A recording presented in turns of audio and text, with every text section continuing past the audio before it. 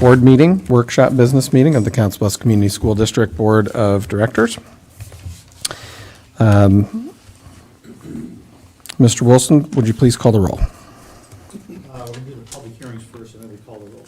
Oh, we do? Okay.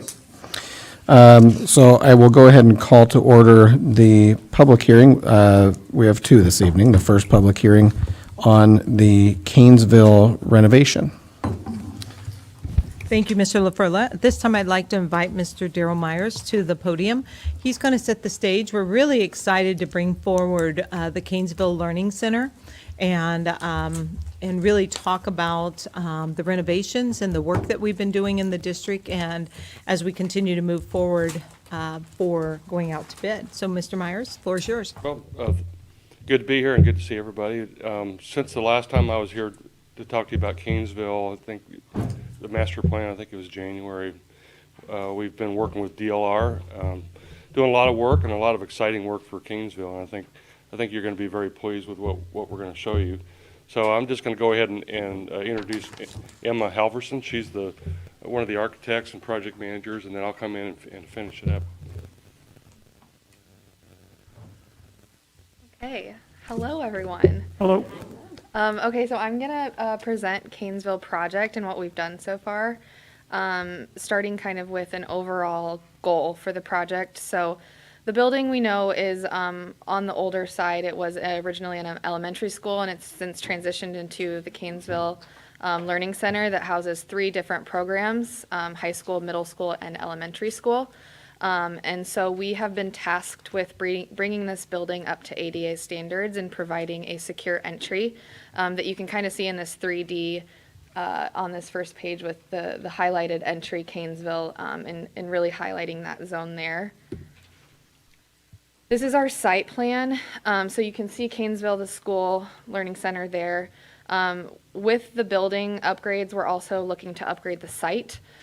Which would include added parking towards the back of the building, a little bit more security at the front parking lot there with some easier parking transitions there and hopefully a nice new walking way in front, new surfacing for that basketball court in the back, and then underneath the playground. Again, looking at this entry, really highlighting it, letting everyone know who's visiting Cainesville where the entry is, and bringing them to this new zone because it is a new entry for the building. So starting with material inspiration, because this is 3 programs within the Council Bluffs Community School District, we wanted to really highlight the Achieve More branding that you've set forth already. So we're pulling from that. And understanding that this is a transition program, so helping students transition from school in a better environment for themselves. So we're trying to look at kind of this walkway aspect through it and walking on into a new direction. We are planning to update the building as far as materials go, so you'll see new carpet, new hard surface in the corridors, new paint, giving it a nice, bright, new, uplifted feeling that really excites the students that will be in this space, along with updated tiling and an updated area for the admin space. So what we're looking at here is a proposed first floor. So you can see the new finishes throughout, so new flooring. You can see the idea of that new walkway, that new direction pathway down the corridor. And we are looking at a new admin suite kind of in the left top corner there, and a new eating zone in the bottom left corner. Going on to the second floor, originally in the Cainesville building, there was a chairlift kind of in your stairwell there. The proposed change here is adding an elevator, which helps the circulation of the ADA students, someone in a wheelchair or someone who might be on crutches. They have that opportunity there to circulate throughout the building. Really showing new finishes. Each floor would have a different color theme so that it really signifies elementary program, middle school program, high school program. So third floor, continuing that idea. And then Daryl, do you want to get up here and talk through schedule? Okay, well, let's talk about the schedule. Obviously, the first item is a public hearing. We've been kind of working on an accelerated schedule for creating the documents for this project, basically about a month for each stage. So we had schematic design development. Now we're in the CD construction document stage, and we're planning on having the drawings complete by August 12th. So it's pretty speedy process, and then we'll go out to bid the following Monday, and we'll be bidding for approximately a month, and then we'll have a week or so to review the bids, and we plan on coming back to the school board at the end of September, the last meeting with a successful bid. Then after that, we notice to proceed, and then we'll have a construction period from October through June of next year, with giving us the month of July and part of August to move into the building. So it's an accelerated schedule, but I feel like we can make it happen. Then the estimate. This estimate, we've actually did. We had the original master plan estimate, and then we did a schematic design estimate, and then we went through the design development a couple times, and this is what we've arrived at as the number, and it's very close. It's within like $50,000 of what we showed the board in January. So, and it's showing basically the construction cost for the hard cost is $3.7 million. That's the renovation, the general contractor, all the mechanical, electrical, site costs. Then we have some allowances for equipment and furnishings and technology of $652,000. With this building, we're completely replacing all the furniture in the building, and so we're going to put a big emphasis on getting some really bright, new, modern furniture throughout the building. Then there's the standard other costs like commissioning, surveying, geotech, testing, things like that. And then the last line is professional fees. That's what we have allocated for this project. So we're just under $5 million right now. But I'll point out that number there actually includes an extra 10% for escalation, which we've been including all along, and we've been kind of adjusting for that. So hopefully our numbers are good enough where we won't have to use that 10% escalation. Then we also have another 10% in contingency.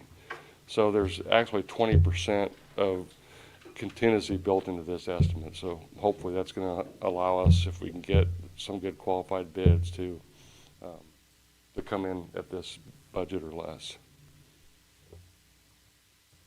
So with that, we'll be happy to answer any questions.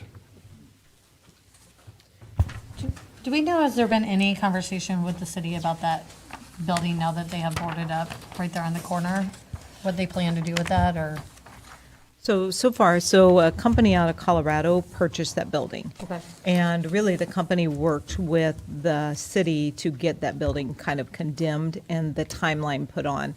We have seen them over there working, and occasionally, yes, not like we'd want, but I think as long as they show progress, that they are then in good standing with the city. What we did show, if you saw, was the parking lot as being able to kind of do some privacy fencing and stuff to kind of push that behind us, and looking at that. So that's where we are right now. Yeah. So does each floor now, do we have 2 or 3 kind of safety vestibules on this? What do we have? We have in this just building? one. Just curious, because Yeah, you've just got the 3 first different floor. entrances.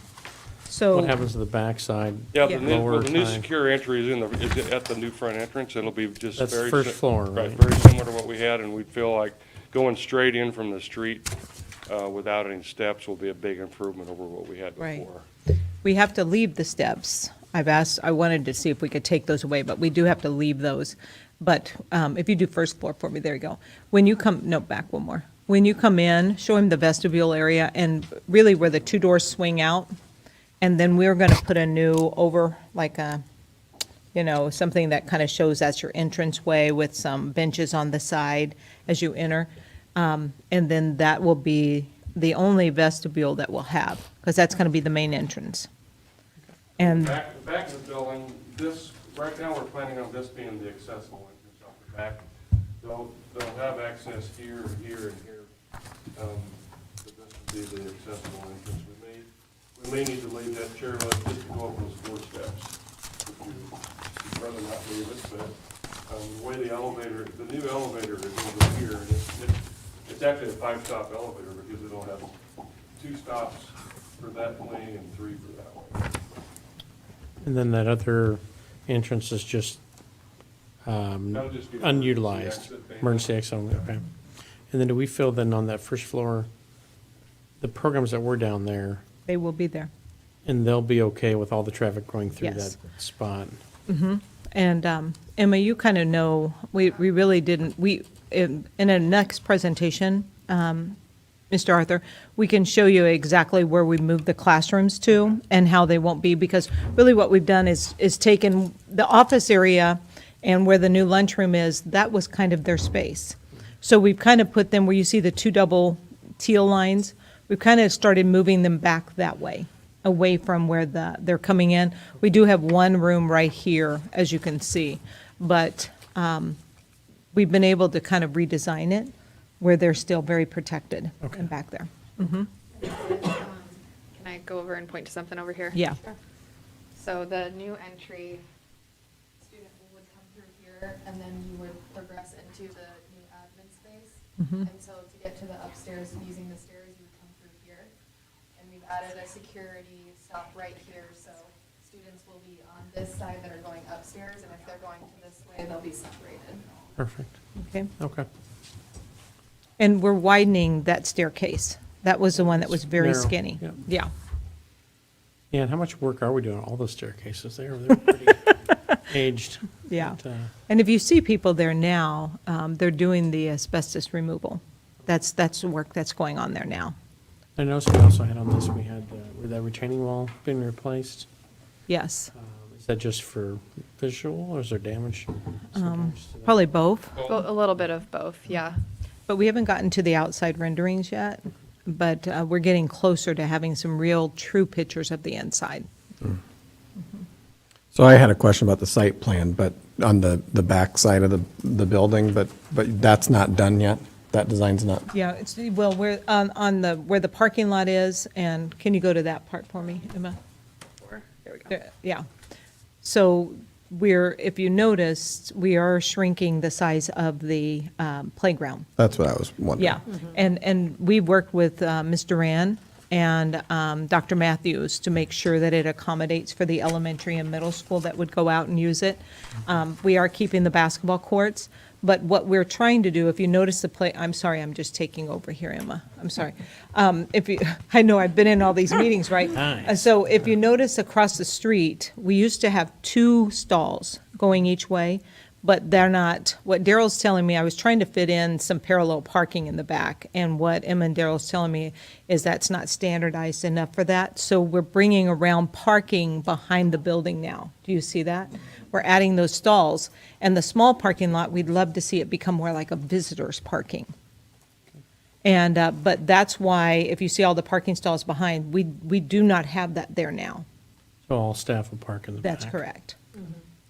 And then but our students, if there's any ADA needs or something, they're coming through the front door? Or they're Yes. coming through the back and going Well, in? if they come through the back, Okay. the buses will still let off in the front. Okay. But if they come through the back, then we will have to leave that chair lift because we have 4 stairs there, Just to go- 4 okay. steps, right? So, but the front, they can come right through the door and have access to the elevator. Is all these site plan pieces all in this bid? Yes. Yeah, there's a lot of concrete. This, Oh, concrete. it'll our be, favorite. it'll look completely different with all the concrete replacement back there. And new fencing.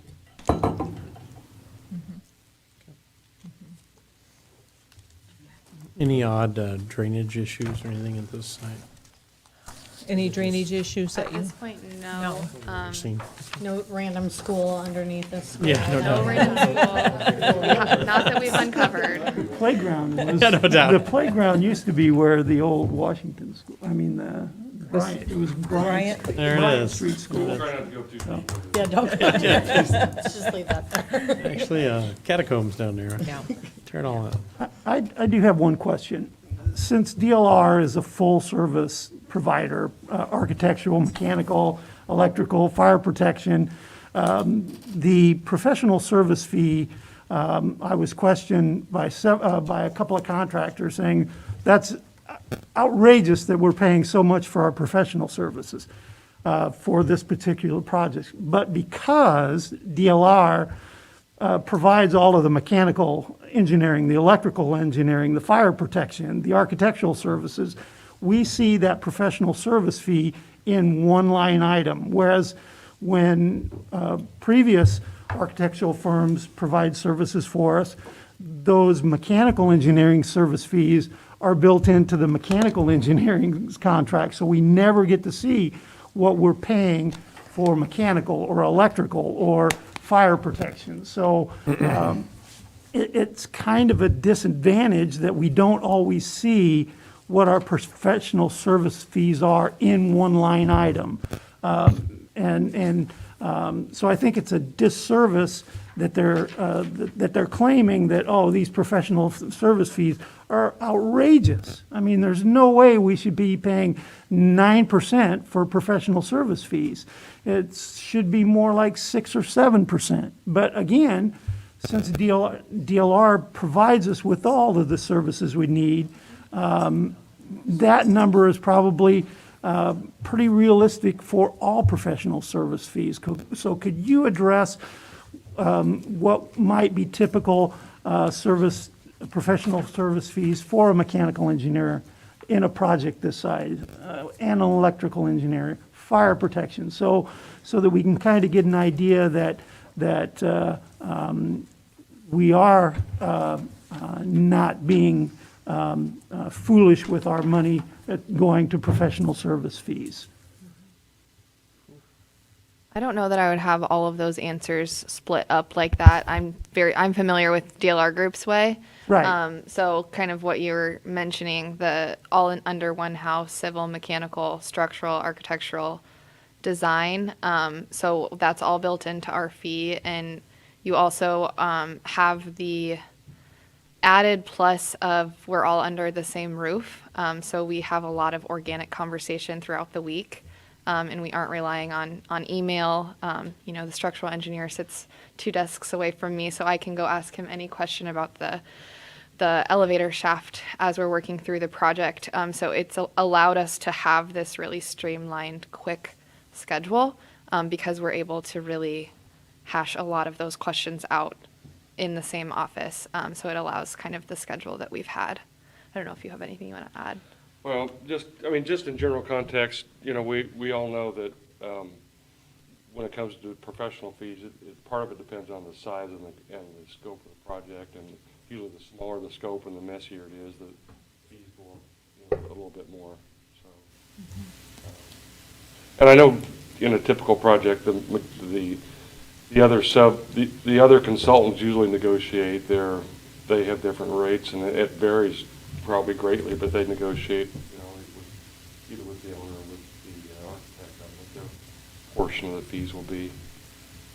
Okay. Well, I just wanted, I know I'm going to be called again when the final contract, or when the final documents are complete by at least one individual that's saying, this is foolish. And, I just need to be able to have some information to say, hey, when you take into account all of the professional service fees that we pay that we don't see because they're wrapped into the mechanical engineering projects or the electrical or the structural, I could have a defense saying, hey, we're paying for them one way or the other. It's just that DLR, all of those services are wrapped into one, and we don't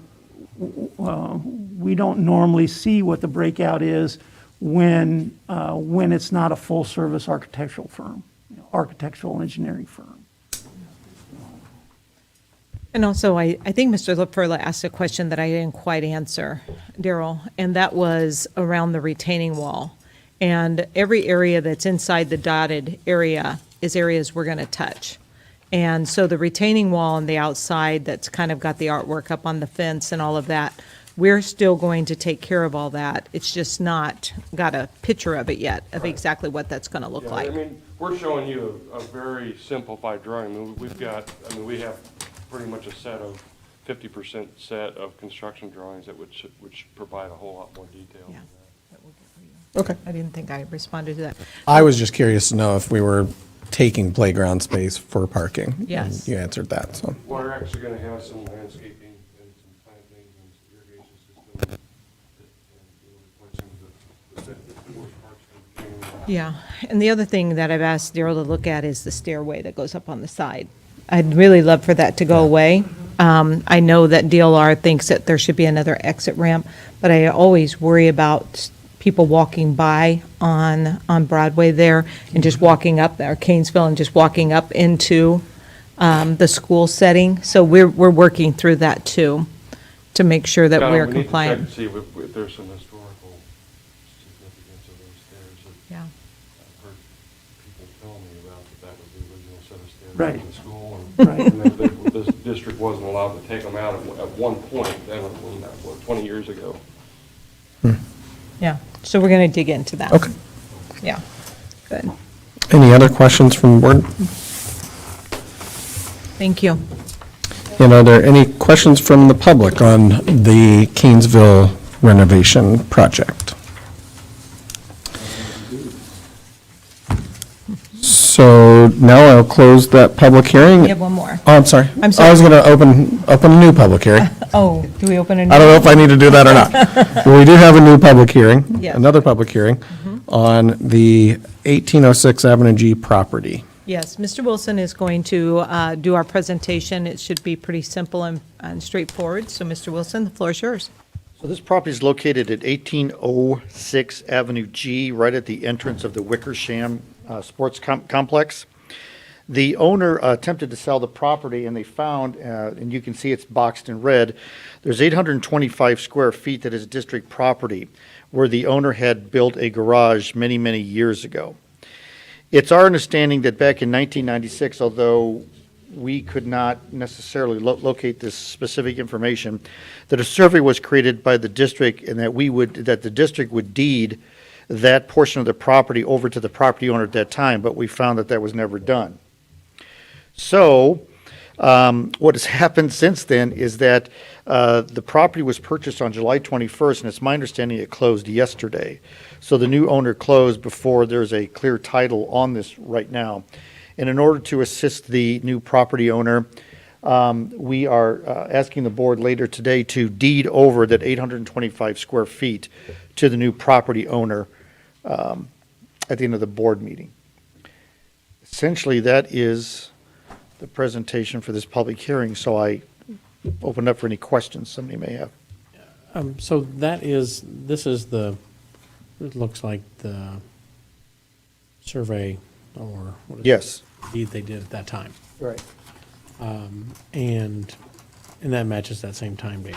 Now, I looked at this property, so I'm familiar with this property. I assume this is the portion that is a garage. Yeah, the garage is built on it. Because there's a fence directly next to this that's actually just past this property, right? And then there's a garage. And then there's also, I'm just curious how far that comes this way, because there's light poles and there's other things that are in the way there. Are we going to run into issues with where that runs in our property? I guess I don't. We wouldn't run into issues, that's city-owned. All that infrastructure is city-owned, so it doesn't matter, it's just Okay. who owns that property. And we have no use for it at all, so. And then, yeah, go ahead. No, it's bigger.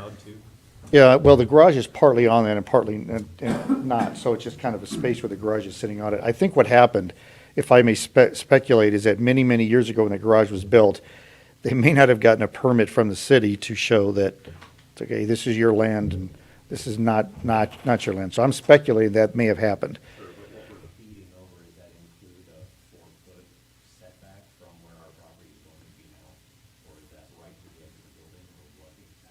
So it would be, if I may, this is our property line right here, right now. our property line, so we're just basically, it will be up here. 16 feet. What I'm saying So is, that- is that just building, or is that? Is there Setback. clearance Well, it looks like it's afterwards? building and It's building and grass. setback. And building and setback, yes. Building and setback. And then the property directly to the east of this has a fence. You know, right, it is right at the end of the building. It goes a certain direction. But then everything this side is not fenced, has a fence set at the property line, it looks like. So, whoops. Well, the rest of them are fenced. I don't think, No. they're not building back there. No. Where this one, if they didn't take it, they would lose the garage. That's correct. Right. And it's just odd because the property on the one side already has that same fence and presumably Or on our property. the deed or to that land or whatever. Yeah. And probably until they get ready to sell it, but it become an issue. But as you saw in Friday notes, it would be, cost the district quite a bit to survey that whole area. Yeah. So that's why we're just really asking the board to take action on the homeowner that's come to us. And it doesn't even look like land we can really use because it drops off behind the Yeah. property and it's just liability. And that is. Deal with it now or deal with it later. Right, and it is a liability for us, the longer that it stays and, you know, that by deeding this, we're really gonna sell it to them at a minimal cost, right? But that way, it becomes their property. Yep. So we're just not giving it to them. There's no cost to it. A dollar. Yeah, minimal. I guess as long as we're okay with them building a fence out to that, Is there any Well, that's cost? their property If line they do right that. now. That's I as mean- far as they get to go. rather than saying, Yeah. like when you look at right now, there's a house there, or there's a garage there, so. Right. And they built the garage, yeah. Right, that's what I was getting at. Now, are they gonna have an extra 4 feet where they could put a fence No. even further No. behind We because need of the to setback? No, we need to continue to watch to make sure that property owners don't go any farther than where they are. Because you run into the concrete. Minimal, there may be a minimal filing fee, but it's not much. Yeah. $5 to $20. I guess my fear is somebody would do something and get hurt on that property. Would they then go, oh, look, you don't know, this is school district owns That's this. right. So, Yeah, we discussed that, yeah. Could get hurt in his own garage and theoretically, yeah. or sue the school district, sorry. Okay, thank you, Mr. Wilson. Thank you. Any other questions or discussion? And then any comment from the public on the Avenue G property? Okay. Close that public hearing, and now I will open our workshop business meeting of the Council Bluffs Community School District Board of Directors. Mr. Wilson, please call the roll. Mr. Kazire. Present. Mr. Arthur. Here. Ms. Shudek. Here. Ms. Myers. Here. Mr. Peters. Here. Mr. Tripp. Here. Mr. LaFurla. Present. Now, please, if you will, join me in a moment of silence, followed by the Pledge of Allegiance.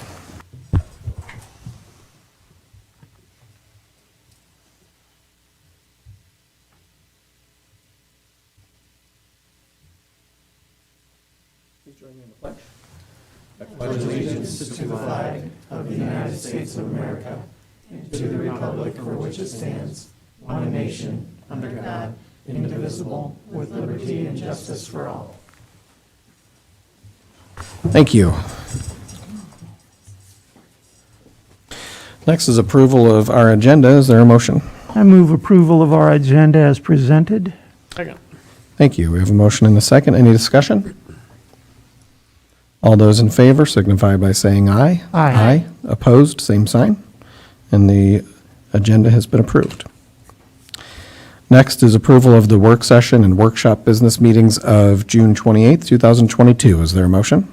I can move to approve the minutes of the work session and the workshop business meeting of June 28, 2022 as presented. Second. Thank you. Any discussion? All those in favor signify by saying aye. Aye. Opposed, same sign. And the minutes have been approved. Next up is public participation. This is an opportunity for members of the public to address the board on matters of concern. And we did have someone request time with the board tonight. William Forsey, please approach the podium. Thank you.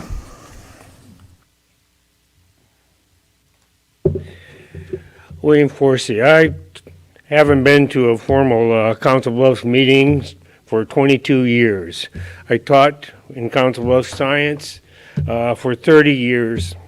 And in the meantime, I've done some projects, international Earthwatch studies on climate change, coral health, and ocean health. And I'm here speaking in reference to try to make sure that climate change is part of the curriculum in the Council Bluffs schools. And if you notice in the very first little handout in here, when I did my research in the Seychelles Islands put this out so that everybody could see. This is the way they look at it and saying global climate change can raise the sea level surface and basically, I'm not going to read the whole thing, but threatens the environment. The other projects I've done, one was in Jamaica, Belize. One was also in Australia and Great Barrier Reef, and I hate to say that there was damage 10 years ago when I did that project that was very visible and very, very unnerving for someone that has respect for the oceans and for our health in Iowa. Whether you know it or not, 30 to 50% of the oxygen we're breathing here in Iowa comes from the ocean. It comes from the phytoplankton, comes from the algae, and comes from the kelp and the coral. And through their releasing the oxygen and wave action, that releases the atmosphere, and I'm an oxygen breather as you are. I don't do well on carbon dioxide. So I'm very hoping that we maintain the health of the ocean. And hopefully we will instruct our youth here that climate change is real and is affecting all of us. There's a little quote here, and most people say I pick on liberals and that. Preservation of our environment is not a liberal or conservative challenge. It is common sense. That was a quote from Ronald Reagan and that. And I have quotes in this book, I'm not going to read all of them, that you can look at and go through and say, yes, there is a reason that we need to keep this in our curriculum. In there also is a little foldout where teachers can get free lesson plans on climate change, evolution, and the nature of science through the National Center for Science Education. So this is cost-free. It's not going to cost the students, the teachers, or the district any money to get this in the teachers' hands. That's why I wanted to bring this to the board and have you take a look at it and hopefully act upon it and bring it forth within the curriculum.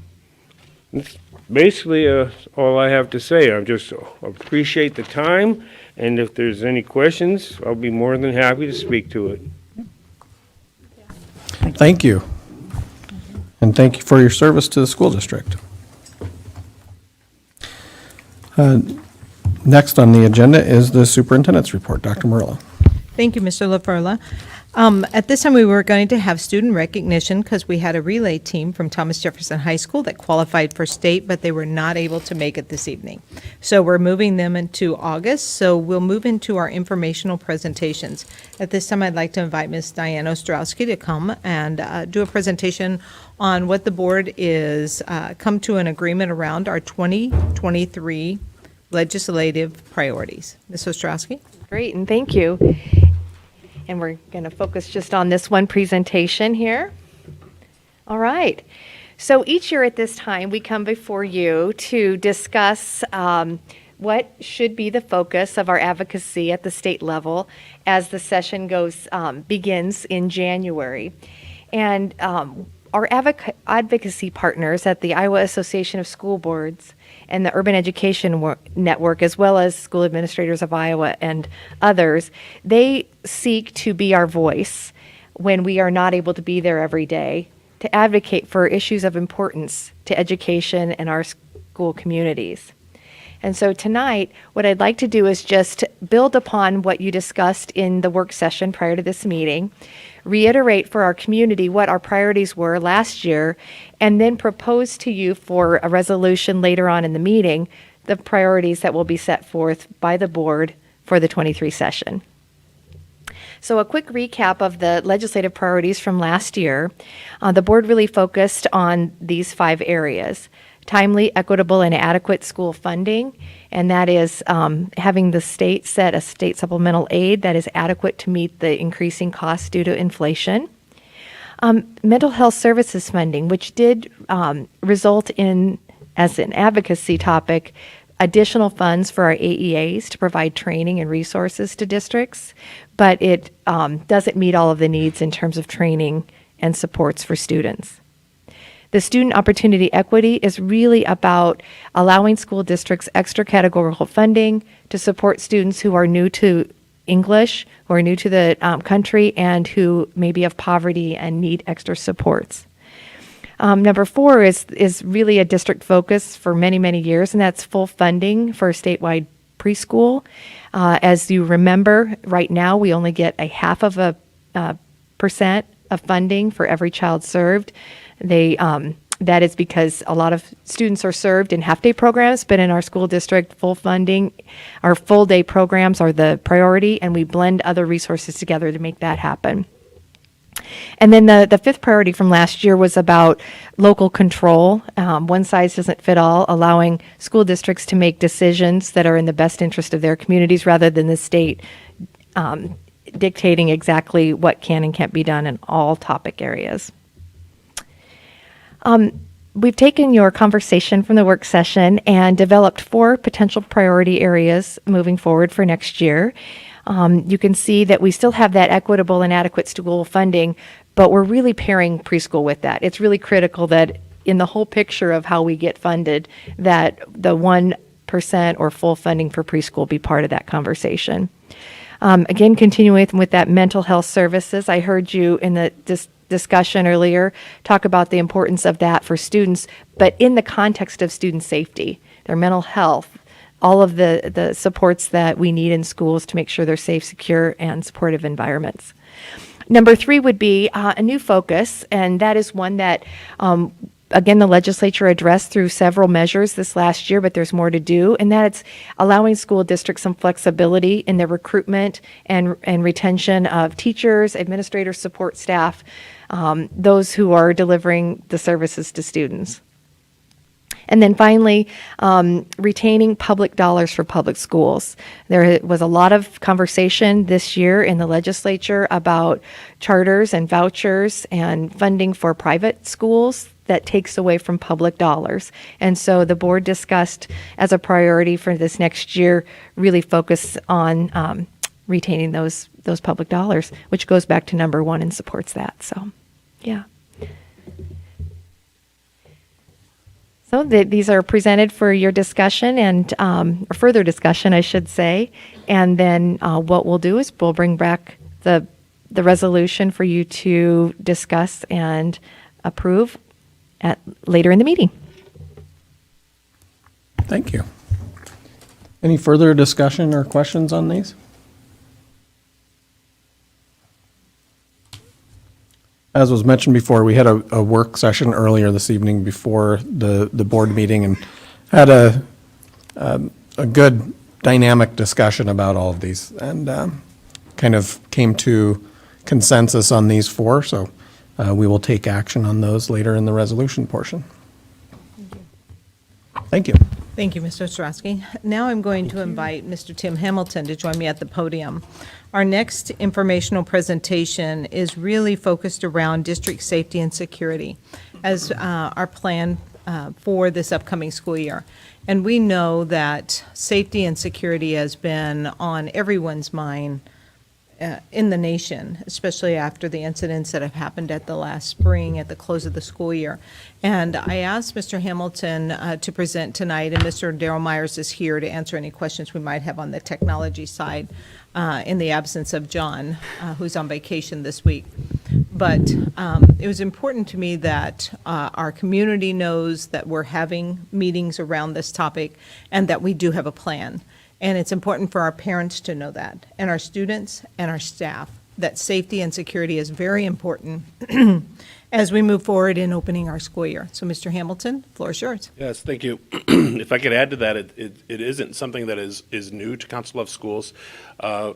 Safety and security of schools has really been something we've focused on as long as I've been here, and it's something that you're never done with. You know, you're never going to finish being our schools are safe, so we're never done with them.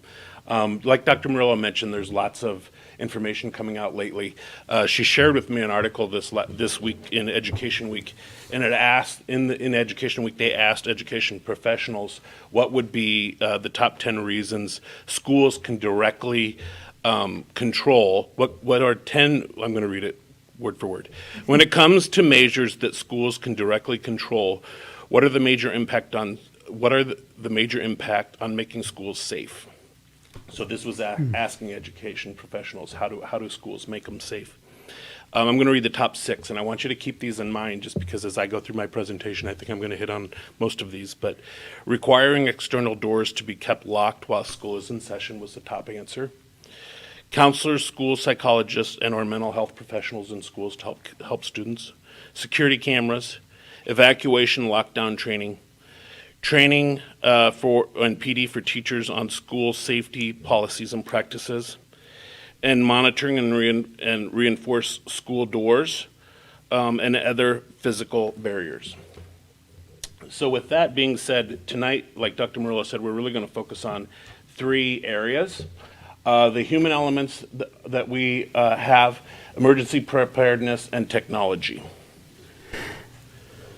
When we talk about human elements, safety isn't just my job, it's not just your job, it's not just our SROs. We have great partnerships with our SROs. We have security guards in our high schools, but it really is everyone's job. When we look at this, we've recently met with our custodial and facility staff. Custodians are going through all of our buildings this summer checking to make sure that every single door has a working lock that teachers can lock from inside. That's really important because we know if a violent intruder comes in, we know how important it is for staff to be able to lock inside the classroom. So that's one thing that they're doing. We worked with our facility staff on making sure that when they're going through buildings that they're not leaving doors propped open and that they're also monitoring the outside of buildings as they come in because, it takes everybody monitoring to make sure that we're safe. It's working with our admin assistants to make sure that they're using our visitor management system. So we are buzzing people in. We're asking them when they're at the door why they're there. We're not just allowing people easy entrance into our buildings. So we continue to have these meetings on annual or semi-annual basis to go over these with our staff. Our staff are trained to know that if they see something, they have to say something. All of them have the right to call one of our protocols, to call a lockdown, to do whatever that is necessary to make sure that we're safe. And the last part is really, I've presented many times in the last few years about meeting the social emotional needs of kids. And we continue, that's really important that we create those relationships with kids to know that the school is a safe place for them to come. And if they're having any anxiety or having any worries that we have people in our buildings that they can come and have those conversations with and we can provide them the support needed. The second element I'm going to talk about is our emergency preparedness. Schools are required to have an emergency operation plan by Iowa code. We've been doing this for a very long time. This is very important to the Council Bluffs schools because this is where all of our schools look at their building, look at their locations, look at their students, and look at their teachers to make a comprehensive plan on what they need to do to keep kids safe. When you look at emergency preparedness, you can see that diagram there. It really is looking at what we can do to prevent and mitigate, and then how do we prepare. And then what is our response going to be when an emergency happens? Because emergencies are going to happen. And then how do we recover from them? So our emergency operation plans, like I said, they're updated each year. They're turned in to me twice a year. They're updated because staff change and students change yearly. We get new kids in and new staff in, and they're practiced. We have a calendar of drills, and I think I've shared that with you in the past. We are required to do a certain amount of drills each year. Our fire drills, our lockdown drills, we are required to do a violent intruder drill one time each year. So I make a calendar of drills that I give out to each school that gives them the exact dates of when they're going to be doing things, including their staff orientation. I make the PowerPoint for them to go over all of the emergency preparedness so we know staff are trained. You can see the sign over by the door, but what we use in Council Bluffs schools and really every school within the metro area and Iowa Western is the standard response protocol. That was developed by the I Love You Guys Foundations out of Colorado. It was developed by a family whose daughter was actually killed in a school shooting, and her last text to her family said, "I love you guys," so that's the name of the foundation. There's 5 commands within the standard response protocol, and each one has a separate color. Lockdown, secure, evacuate, shelter, and hold. Like I said, we have drills, several of them during the year to practice all of these. Also from the I Love You Guys Foundation is we have a standard reunification method. So schools all have 2 evacuation sites listed that they go to. So if we need to evacuate the school for any reason, we have 2 sites that we go to. Some of them are businesses, some of them are, if they're close to another school, they're other schools, churches, a couple of them use parks or the armory. They're just located at various spots. But each school has 2 sites listed that they go to, that if we needed to reunify with families, that's where we would go. We also have partnerships within the city with a couple places within the city that if we needed to bus students to those areas, we could bus them to reunify with families.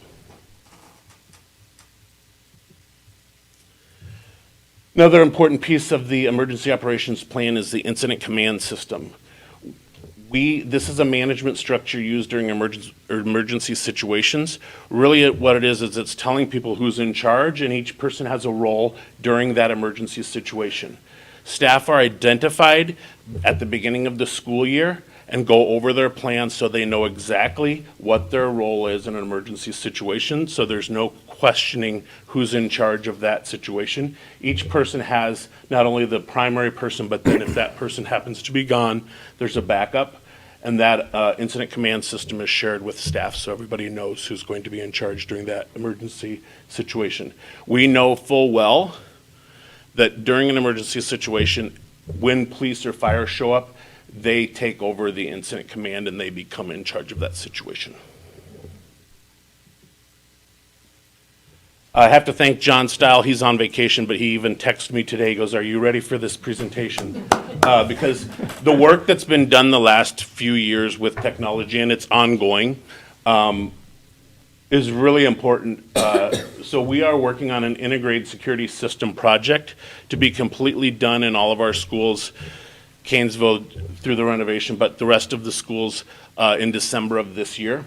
It really consists of 3 pieces. It's the video surveillance system, the access control system, and the intrusion detection system. One other piece of technology that we use that I'll explain a little bit about is our visitor management system. Our video surveillance system is just that. It's high quality cameras that we have access to, that administrators and admin assistants have access to at all times. They cover our hallways, our office areas, entrance doors, stairwells, playgrounds, parking lots. Most every part of the school is covered with cameras. Our access control is just what it says. We want to limit the people who should not be in schools getting into schools. That's one of the most important things that we can do to keep kids safe. So the access controls, you may know, it's a secure entry point for visitors. Once Cainesville is renovated, each school we have in the district will have a secure vestibule for visitors to come through, meaning that they have to be buzzed in. They'll go in and have a face-to-face conversation with admin assistant, go through the visitor management system if they're going into our building. There's card readers on the doors. The reason why card readers are so much more effective than keys is because we can instantly turn off cards if we need to. Somebody loses their card, we can turn it off. Where a key, it's much, you have to change locks and do all those things. So access not only to doors, but throughout the school building, there's doors that will have limited access because again, we want to limit the access to visitors. The doors, we can schedule the locked and unlocked times. So right now, we schedule like at AL and TJ, at the beginning of the day, the door is unlocked because we know we have people there who are monitored it. It's for 15 minutes, it's scheduled. At TJ, during passing period, we know we have a security guard out there. So it's monitored, that front door is unlocked for that 5 minutes during passing period so we can have people come through there. We have notification that, and it's coming through an app, AL has actually piloted it this summer, but notification that if a door is left open, or if a door is propped, so it will actually send it to your phone to say, look at this door. And since we have cameras directly on there, we're able to go see who propped the door and make sure we have those conversations to make sure those things don't happen. And then we have the ability to secure the building with one touch. You hit a button and you're not able to get in the building with your passes if we were in a lockout situation or a secure situation. The intrusion detection system is really the alarm system when the building's empty. It monitors 3 things currently. It monitors for fire, it monitors for motion, and then it has cooler sensors within like our kitchen areas to make sure that the coolers, food doesn't go bad, those types of things. It works with our access control system because when you come in, when I badge in, I can actually turn off the alarm or turn it on using just my badge.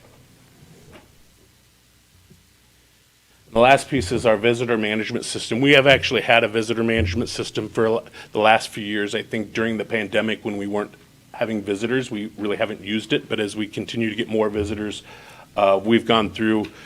At the end of the school year, John's team went through and made sure every school's visitor management system was up and running.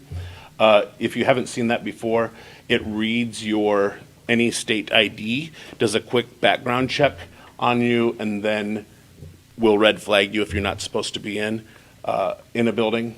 And then once it's there, it records that you're in the building, so we know who's in our buildings at all times. And then it provides you a visitor badge, that the badge has your picture on it.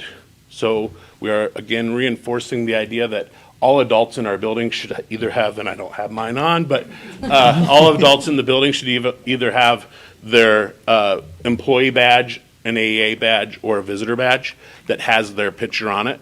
And part of this system is it also says where they're going within the building. So if we have somebody wandering around and they're supposed to be going to a specific classroom, staff should ask, you're not where you're supposed to be.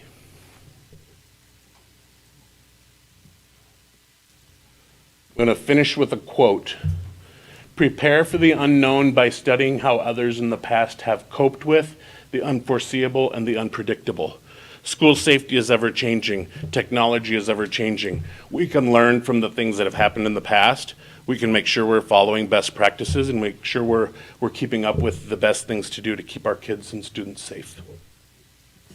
With that, I would answer any questions. Yeah, question. So after the recent Texas shooting, what was the communication like? Because it seemed like they had a lot of processes in place and just had a complete breakdown in multiple areas of their system, right? And I guess that's what you'd always fear, is that like even with the dollars spent and the process in place, somehow we wouldn't follow those and we'd be leaving this up to people to make decisions and they don't do it. Yeah. So what discussion- That human piece is really important because we can have a lot of things in place, but if our staff aren't following our protocols or they don't know them, so I think that keeping up with training and just keep having the conversations is really important, because if they aren't doing what they're supposed to be doing, then it leads to bad things happening. Yeah, and Mr. Arthur, I think it's important for us to practice. And if you noticed, Mr. Hamilton didn't list any real grass level details because we've been told to kind of keep that close to our vest. Yep. And, but I also know that by meeting this week with the facilities and with our custodial staff, it was real clear when I spoke with the facility maintenance that anything that would be around school safety goes to the top. Locks, in windows, anything that they could see could it be a problem, it goes to the top and gets repaired. But I do know that we can have all of this in place, but once the police roll up and take over, they become command, and we take a back seat. And I think too, we have allowed the police department to come in and run drills in our schools. And they do that during our vacations and over the summer, and they bring and use their dogs and different things like that to practice. And I told Mr. Hamilton, I want them in as much as they want to come. I want them to know our buildings. I want them in there. So I think the partnership there would help too with that. But I think until, you just never know how you're going to respond. You always hope that you prepared well enough that when you do kind of freeze, you take that deep breath and then re-engage. But we're all going to respond differently. And, but you're right with the communication. That's why I really appreciate Mr. Hamilton's kind of work, even though he does many different areas. He has a straight line to call the sergeant. He has a straight line to call for us and report anything that's maybe even on social media. And they have done a tremendous job to run that, I guess, up the rabbit hole or wherever, and come back and tell us, and next morning be knocking on people's doors by the morning. So I think that just goes to say what a great police department we have, what a great support we have in a partnership. And we feel that, I mean, I'm hoping that they reached out after that and we're like, hey, here's how we would handle this. Here's what went wrong. Here's what we would do differently, you know, and to avoid something like that, because that's what Yeah. my main concern would be is like, you know, because if you left doors open and somebody checked it and you did something else and nobody checked that and you know. Yeah, we have it on the schedule to have regular staff meetings where we're discussing the school safety and really having tabletops and having those There you go. conversations after we do the drills to really look at what are the things we did right. I mean, that's one of the things when we do the documentation is looking at what did we do right, what did we do wrong, what do we need to do better, because we have to keep looking at it, because you never know during an emergency situation, no matter how much you prepare, you really never know how you're going to react during that time. I'll close and I'll stop talking after this. The one thing that was real important to me was the doors, that we got alerts, because AL could have 50 doors. And how do I run around and check them? And as soon as I check them, the bell rings and another set of teachers, maybe one teacher wants to go out to her car, that I just close that door and here comes the next teacher that's going on break. And so by being able to see this, I'm no longer chasing ghosts. I know exactly where to go. That's key. That's really a For positive. activities at night or Yes. the kitchen staff or whatever the case may be. Yeah, the doors is, Like we That was said great to to see. custodians today, you know, if they're having a basketball game at a building, we limit the access to as much of the building as possible. Yes, we want people to come. Schools should be a place where people feel welcome, where they feel safe, but we also don't want to have them be able to walk through the whole building, right? We limit the access to where we can. We have doors there for a reason. We have locks there for a reason. So just being mindful of it, you know, like Mr. Arthur said, it's being mindful of it at all times. It never goes away. When you see that, sometimes you see with students in the building and they're off, you know, a Saturday or something. There's a lot of people that go into our schools, and sometimes there's kids off in random weird areas, and there's adults in random areas, and it's, you know, I always worry about that with some safety issues, especially when they leave like a gym door unlocked. I think a lot about TJ. Gym door right there unlocked, right by the walk trail, right by, you know, and that door a lot of times is open, so. Yeah, you're going to review in August our lease, you know, the facility rental agreement, and we've put that in there that if they're going to be using our facilities, they can't leave doors propped. They either have to be manned or they're locked. So that's just some things that we've added and just thought about, and just, you know, we continue to get better and prepare. What does our safety signage look like in our buildings so that visitors could have an idea in case of an emergency what they should be doing? What does that look like Yeah, for great, us? and I didn't bring it up like I should have. So you can see a sign actually right by that door. Every one of our classrooms has that same exact sign that goes over the 5 commands of the standard response protocol. So not only what the commands are, but what we should be doing is listed on that sign. So each subfolder has it as well. So we've trained, in the past when we were meeting with subs regularly, we've trained all of them, and really that's work with, we talk about our partnership with the police department. The police department has sent people out to Colorado to be trained in the standard response protocol, so they're doing that as well. So, And Troy and I, and at least Troy and I were on the board when we had those police officers who trained in Council Bluffs came and presented to the board regarding the protocols. yep, and the they, five-step those two protocols. officers are now on ones as well. They're back on the street, and we have two new SROs who are also trained. So they continue to put the effort into that. Okay, thank you. Thank you. Thank so you. much. Okay, thank you. We have a few resolutions for consideration this evening. First is the 2023 legislative priorities. Is there a motion? I can move to approve the following 2023 legislative priorities: timely, equitable, and adequate school funding, including preschool, mental health services and student safety, teacher, administrator, and staff recruitment flexibility, and retain public dollars for public schools as presented. Second? Thank you. We have a motion and a second. Any further discussion on these? And these are just the, sort of the headings, and there will be a little bit more detail that's provided when we submit these to IASB, correct? Mr. Wilson, please call the roll.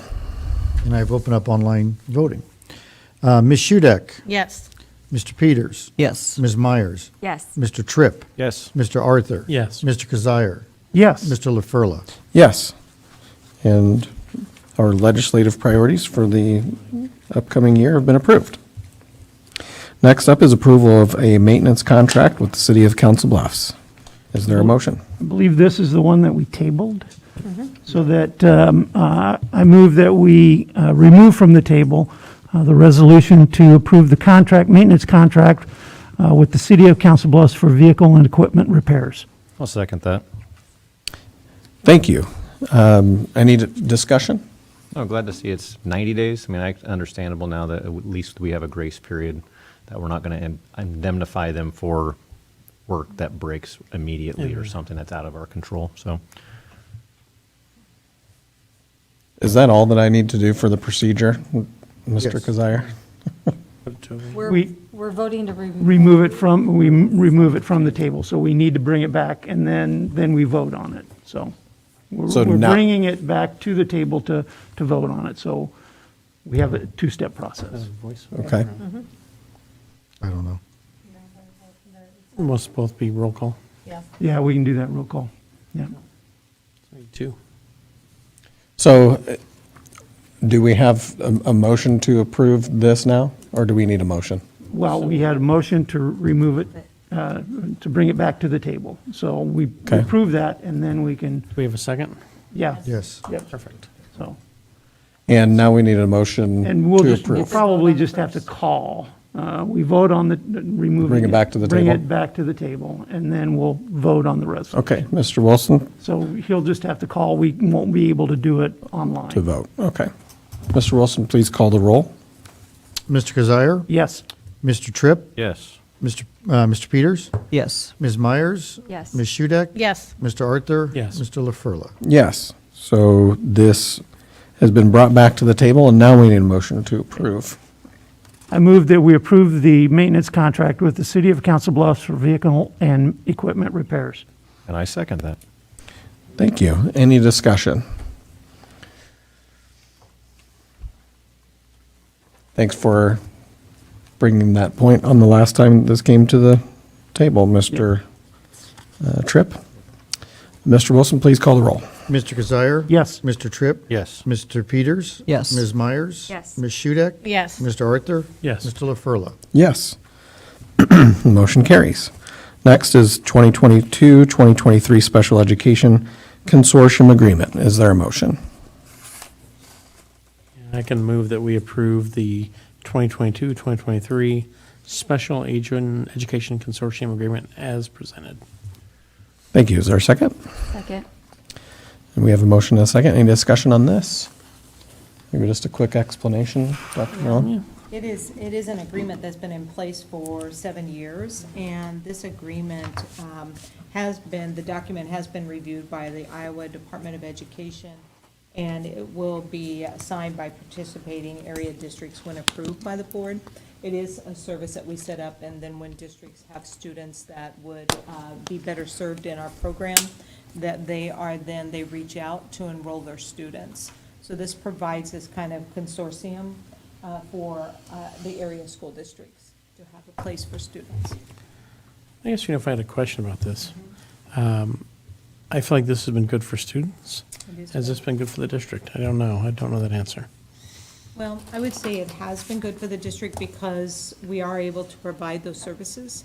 And it provides, when you may have a district that has 1 or 2 students, to be able to come into a classroom with other students that have special needs and receive those services of a teacher, para, that's been trained in those specialized programs. Some small districts do not have the ability to hire teachers that have those special credentials. But I think as a district, to provide services to our surrounding districts, I think that's a real positive piece for Council Bluffs. And we're also able to bill out to those districts the cost. Full So cost, if you right. have someone who has a high need, like a wheelchair, we can bill that district for that wheelchair. So it'll, and as you read through the contract, it ensures that we do the billing correctly and all of that. And so it is I think it's a good service for Council Bluffs to be able to do. Because they're all our children. No, I know. It's one of them we get judged then too on our scores and our, They are our children. all these different things that are impacted by, us offering this. But as probably the experts in it, amongst that group, it makes sense, and it made sense before. But I know it's It does. it's not easy for us to do all That's this. correct, because a lot of our schools that have a targeted designation, it is the special education. Yeah. And so that is something, a hurdle that we have to realize, but also embrace and work to get better and continue to do the services. Does any of that flow through back to that other school? Well, the school, the that dollars. sent those to us? the I mean, as far dollars- as how they affect our, Oh, no, that we your own the scores. students. Okay. And once they enroll with us, we own them. That is correct. Any other discussion? Mr. Wilson, please call the roll. Mr. Arthur, yes. Ms. Myers, Yes. Ms. Shudek. Yes. Mr. Peters. Yes. Mr. Tripp. Yes. Mr. Kazire. Yes. And Mr. LaFurla. Yes, the agreement's been approved. Before us now is a proposal to increase substitute teacher rates for the 2022-23 school year. Is there a motion? I'll move to approve the increased substitute teacher rates for the 22-23 school year. I'll second. You can take it. Oh, Thank you. We have a motion and a second. Any discussion on this? Rates are increasing by $5 a day for both the daily and long-term rates. That's right. Yep. That's what it's about, being competitive with other districts. Mr. Wilson, please call the roll. Mr. Tripp. Yes. Mr. Peters. Yes. Ms. Myers. Yes. Ms. Shudek. Yes. Mr. Arthur. Yes. Mr. Kazire. Yes. Mr. LaFurla. Yes, and the motion has been approved. Next is approval of the Avenue G purchase agreement we heard about earlier tonight. Is there a motion? I can move that the district approve the real property described herein shall be conveyed by the district to Danielle Welker for good and valuable consideration. Conveyance by the district shall be by deed without warranty. And this is the property at 1806 Avenue G. Thank you. Is there a second? Second. We have a motion and a second. Any discussion? As I mentioned before, we learned more about this during the public hearing. Mr. Wilson, please call the roll. Mr. Arthur. Yes. Ms. Shudek. Yes. Ms. Myers. Yes. Mr. Peters. Yes. Mr. Tripp. Yes. Mr. Kazire. Yes. Mr. LaFurla. Yes, the motion has been approved. Finally, we have a resolution regarding the Early Learning Center Integrated Systems Security System. Is there a motion? I move that the board approves the plans and specifications for the integrated security system to access control systems for the Early Learning Center and award the bid from Kidwell Electric for the installation, construction, and programming of the integrated security system. Thank you. Is there a second? Second. We have a motion and a second. Any discussion on this item? Oh, I just guess you'd add that they were the low bid at $91,400, but that they've done similar projects throughout the years. So for people watching at home, very experienced in these services and are certified to do this work. Yeah. I did ask Mr. Myers, was this an additional cost or is this already still embedded in our project cost? And because I didn't want anyone to think this was an additional cost.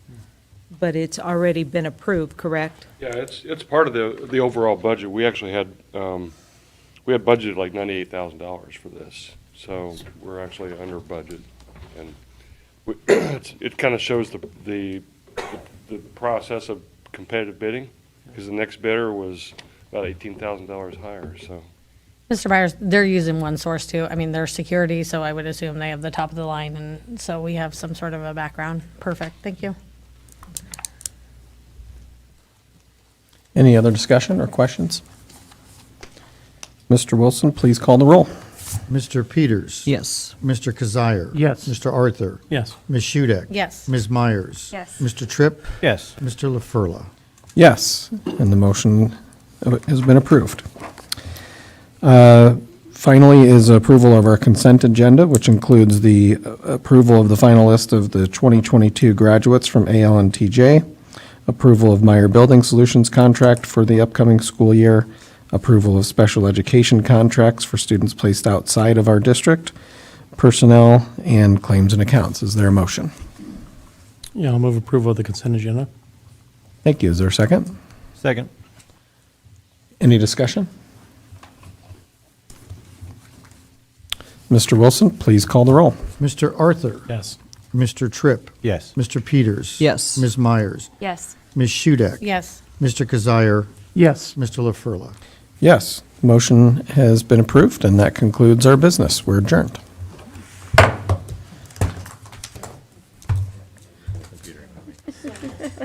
Yes.